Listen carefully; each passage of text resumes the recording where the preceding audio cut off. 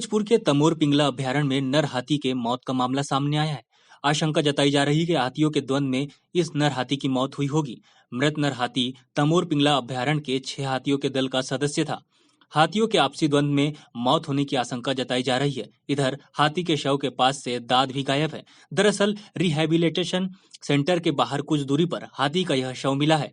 One विभाग की team सूचना मिलने पर मौके पर पहुंची और वैधानिक कार्रवाई कर फिलहाल हाथी के शव का पोस्टमार्टम कर दिया गया है। प्रथम दृष्टया आपसी द्वंद की वजह से मौत होना लग रहा है, लेकिन एक्सपर्ट की टीम मौत के कारणों की जांच करेगी, जिसके लिए एक जांच टीम बनाई गई है। मौत की जांच के साथ ही डॉग स्क्वाड की टीम हाथी दांत की भी तलाश करेगी। हाथी की मौत आपसी द्वंद में हुई है या फिर किसी शिकारी ने हाथी दांत की लालच में हाथी की हत्या की है, इस दिशा में भी जांच की जाएगी। हाथी के शव का पोस्टमार्टम करने वाले चिकित्सक A.K. पांडे ने बताया कि हाथी का शव गल चुका है और दांत गायब है। लीवर, तिल्ली सहित अन्य अंगों को प्रिजर्व किया गया है। हाथी के अंगों को जांच के लिए वेटरनरी कॉलेज अंजोरा एवं पशु रोग अनुसंधान केंद्र बरेली भेजा जाएगा। हाथी की उम्र लगभग 25 से 30 वर्ष के बीच बताई जा रही है। सूरजपुर से विष्णु कसेरा की रिपोर्ट। हमें सूचना मिली थी टेलीफोन के आधार पर, और फिर जो है माननीय उप संचालक पशु चिकित्सा सेवाएं द्वारा भी सूचना दी गई। तो हम सभी तीनों डॉक्टरों की समिति जो है जाकर के रेस्ट हाउस में रमकोला पहुँचे।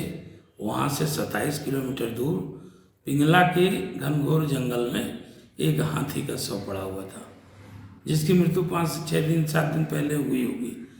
और उसके दाहिने पिछला पैर और अगला पैर दोनों टूटा हुआ था। इसके अलावा जो है उसके शरीर के गर्दन में और पेट में, छाती के पास दाहिने साइड ही टस्क घुसे हुए थे, पेनिट्रेटिंग वुंड था और कीड़े पड़े हुए थे।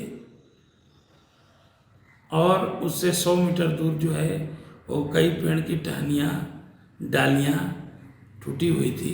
ऐसा प्रतीत होता है कि वह उक्त हाथी जो है वहाँ से घसीट के यहाँ आके पड़ा होगा और हैवी ब्लीडिंग होने के कारण संघर्ष में उसकी मृत्यु हो गई। अब चूंकि ये गर्मी का दिन है तो 5-6 दिन में तो सड़ जाता है और ये दांत जो है वो ढीला पड़ जाता है, तो किसी के द्वारा जो है हिला करके निकाल लिया गया होगा। उसकी भी डॉग स्क्वाड से जांच चल रही है और साथ ही साथ फॉरेस्ट विभाग की 3-4 टीमें गठित है जो जांच कर रही हैं।